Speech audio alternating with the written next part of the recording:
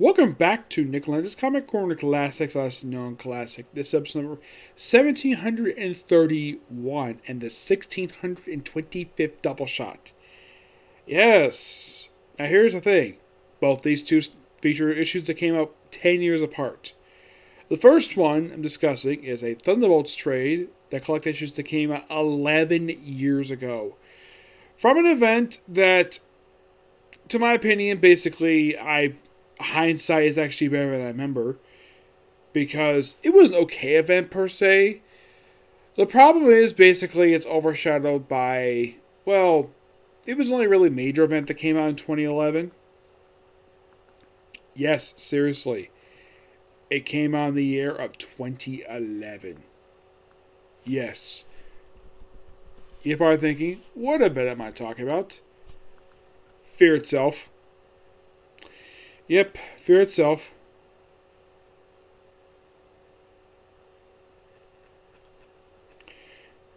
Yeah. So here you go. Fear itself, Thunderbolts. Let's collect issues 158 to 162. This does lead to the very next story arc of the book. Yes, it doesn't really necessarily interrupt the story per se. Now, this era, the Thunderbolts are actually a kind of still a government-sponsored team in a way, but instead of operating out of Thunderbolts Mountain or the Cube, they operate out of the Raft. Yes, the Raft. And the members at this point are Ghost, who is actually a member of the Norman Osborn incarnation, Songbird, the Fixer, I believe it's Mark 8. Mark 8 at this point. The Warden of Rikers of the Raft is U.S. agent who actually is in a wheelchair. Yeah, that was due to events of Siege. That's mainly the reason why he's in a wheelchair. Oh yeah, the main villain of the storyline is the Juggernaut. Yep, the Juggernaut, who is basically one of the worthy. Though this is before his tie-in in the pages of Uncanny X-Men, which when he loses the ability to become the Juggernaut, came Marco. And mostly put this whole story takes place in Chicago. At one point, they recruit Santana, and of course, not Santana, Santana, who is Damien Hellstow's beautiful half-sister. Man-Thing is on the roster. Yes, Man-Thing is part of Thunderbolts. For some reason, Jeff Parker thought it'd be a good idea. Yeah, Jeff Parker is the one who wrote this. He thought it'd be a good idea to throw in Man-Thing, the protector of the nexus of all realities, as a member of the roster. Yep, though 159 really has nothing to do with the Fear Itself tie-in. It's mostly put a storyline that deals with, well, how should I put this? Now, yes, the 158 and 160 and 162, that mostly was Fear Itself. Yeah. So here's basically have 158 is simply put just basically you have like a standalone story to start this one out. But it does deal with Fear Itself. Juggernaut is on the roster for reasons. Also, the lead of the team is Luke Cage. Yes, Luke Cage. This is when he was lead of the Thunderbolts at this point in time. Yep.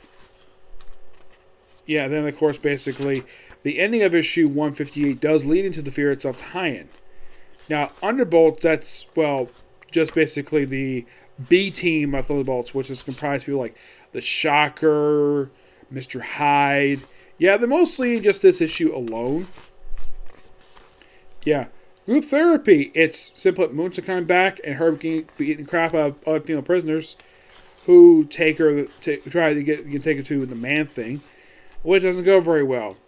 Yep, and they have their story there with John Walker, which is called Ghost and Mr. Walker, which is a story featuring the Ghost and John Walker. Yeah, and then of course, last story just deals with Crossbones. Yes, Crossbones. Oh yeah, I almost forgot. Crossbones fought Thunderbolts this period of time. Why in the world Jeff Parker threw him in with Thunderbolts? Because he was in the Raft. So they had him part of the roster. He was actually removed from the roster at this point in time because of the events of Shadowland. So he was off the roster at this point, but he was in the book as a supporting character, not on the roster itself. Yep.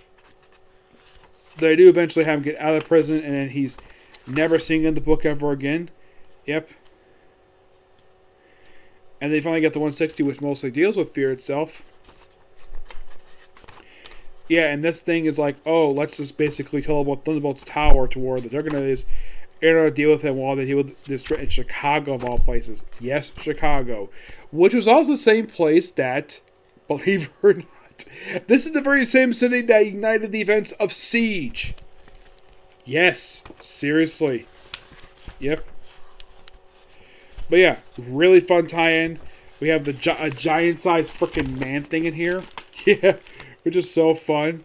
Yeah, I wonder if that's a nod to an actual... That's actually also a comic book. Yes, a comic book. And, excuse me, this leads into the very next story arc, The Great Escape. Okay, this actually was pretty good. I give this book a 9.5 out of 10. Yep, and with this book here, I review a good chunk of, well, Fear itself. I reviewed the main tie-in, the Thor Aftermath issue, Iron Man's as well.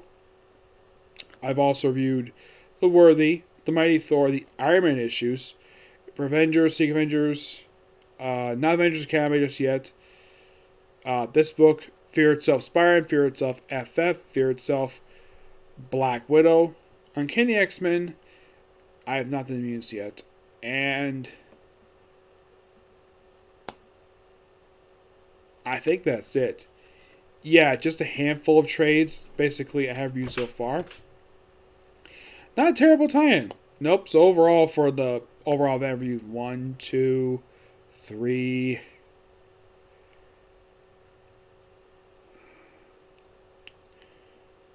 4, 5, yeah, during the mystery, yeah, part of that. 6, Fear Itself, Avengers, Fear Itself, Spider-Man, that's 8. This is 9.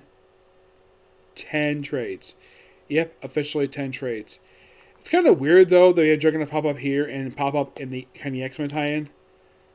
And then he disappears for a while. Thunderbolts itself will continue on. The numbering itself will continue on as Thunderbolts for another 12 issues. Before with issue 175, whereas for number 2, well, the name is changed to Dark Avengers for the last 6 issues of this run. Yep. Okay, now, moving on from that book, we have a book that came out, issues that came out 10 years after that, basically last year. Black Cat, Queen in Black. Yes, for some reason, after the events of issue 12, Marvel decided to briefly end this comic, and I guess they realized, oh crap, we have the comic book is actually selling pretty good for ourselves, so they decided to bring the book back, just restart the numbering instead of, continue with numbering, because there's only real launches a few months later. Yeah, it baffles me of why Marvel ended Black Cat for. A really good comic book at that point in time. And then all of a sudden, issue 12, oh, we had to hit the restart button for reasons. This book itself contains only the first 4 issues of the second volume of this series. 4 out of 10. Yes, 4 out of 10. It also contains a story from X-Men Serpentinger 4. You're probably wondering why that story, there's a story from that there. Because that was Jed MacKay's very first story he wrote.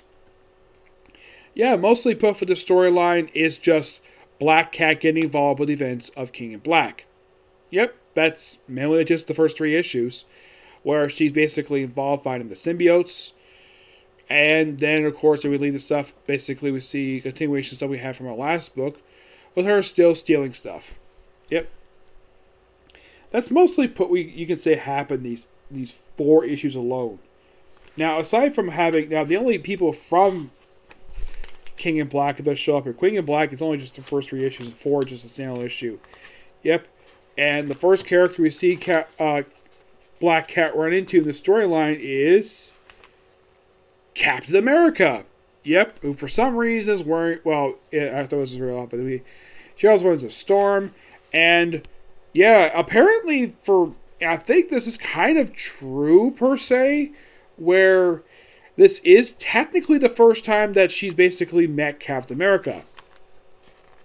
And then she runs into Doctor Strange, which she's had some encounters with him before in the Spider-Man books. So, yeah, then we have the Sentry, who should be dead. Yeah, because he got killed off in issue 1 when he decided to try to replicate what he did at the Carnage back in Adventure number 2, where he dragged Cole up to space, hoping to rip him in half like he did with Carnage. Cole's like, no, you're not going to do that. So he proceeds to rip in half the Sentry. Yes, seriously, that's what Donny Coates does with the character. My only guess is the reason why Donny Coates killed off the Sentry because of how much unpopular the character is. And because also Marvel had nothing for him to do. We also return of Dr. Stevie in some of his final appearances in the Marvel Universe. Yeah, believe it or not, after this, next time we see him is in Extreme Carnage. And that is it for the character. Yes, a character who's created by Mike Costa, who, after appearing in these issues, appears in Extreme Carnage, and that's it for the character. Yep. Yeah, whole deal with him, just basically stuff with the King of Black stuff. Thing of Steel. Dr. Yeah, she's back with her crew that she had from the previous volume for the book. Yep. They mentioned what happened at Absolute Carnage. Well, so Weapon Plus. Mm-hmm. We have her getting a symbiote. Yep. And then, for some reason, she gets her hands on the Spidey-mobile. Yes, the Spidey-mobile. If you don't know what the heck that is, I mean, last time it showed up in the Marvel Universe prior to this was in Dan Slott's run for Amazing Spider-Man after Secret Wars. Yeah. And then, of course, you have run into Bones, who is the ghost dog of Doctor Strange. Yep. Yeah, and then she runs into this woman in white. Yep. There's a little basically where she's kind of, and we have her going through her mind with, I think this is supposed to be her father.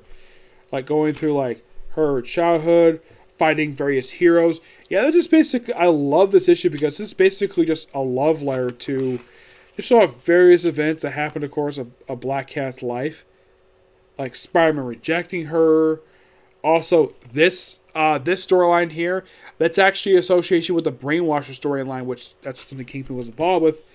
And they even throw in this from the early issues of early 300 issues when Black Cat first met Venom for the first time. Yes, she does remember this. You're probably thinking, what the heck happened here? Venom beat the crap out of her to get the Spider-Man.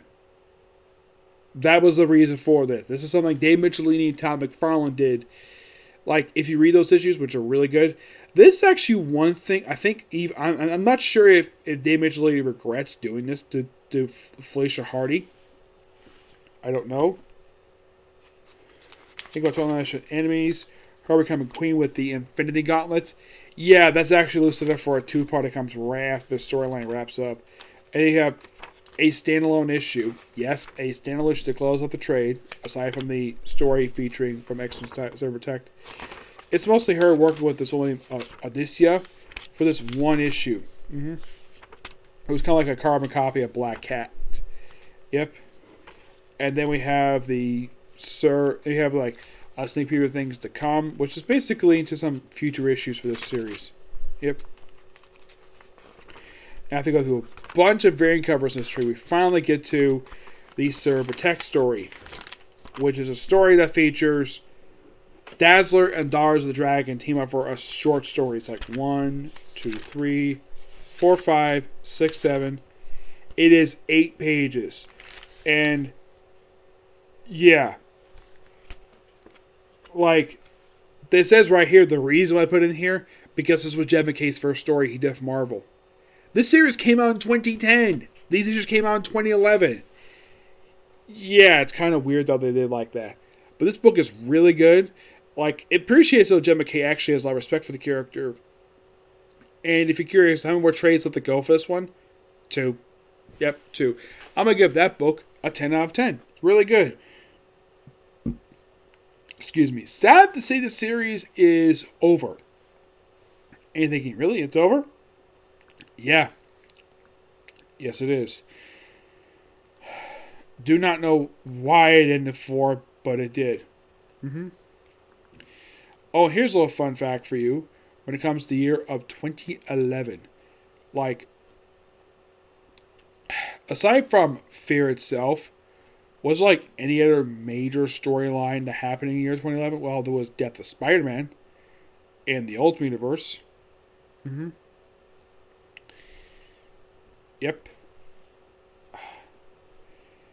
And also Extinction.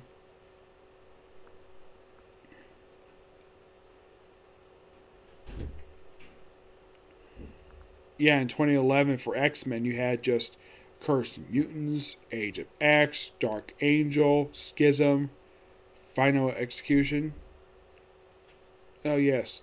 You have like several happening in 1 year alone.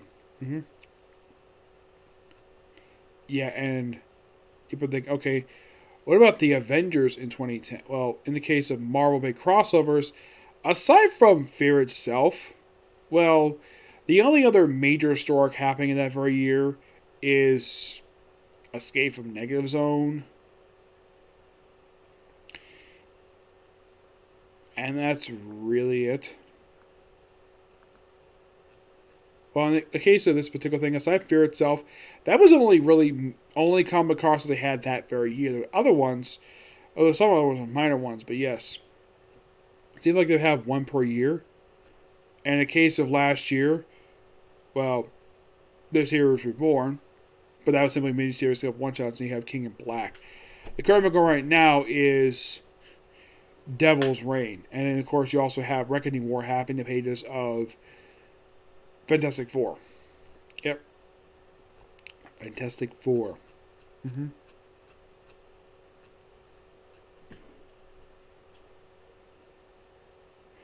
Yeah, but not much to say about these two books. Both good, and I can't wait to discuss more trades. I have more trades come soon, but it may come either tomorrow or probably Friday, Monday at least. Okay, so that's going to be pretty much it for this particular review. Stay tuned for tomorrow. My reviews for Shaman King, One Piece, and Boruto. Okay, next video. Bye.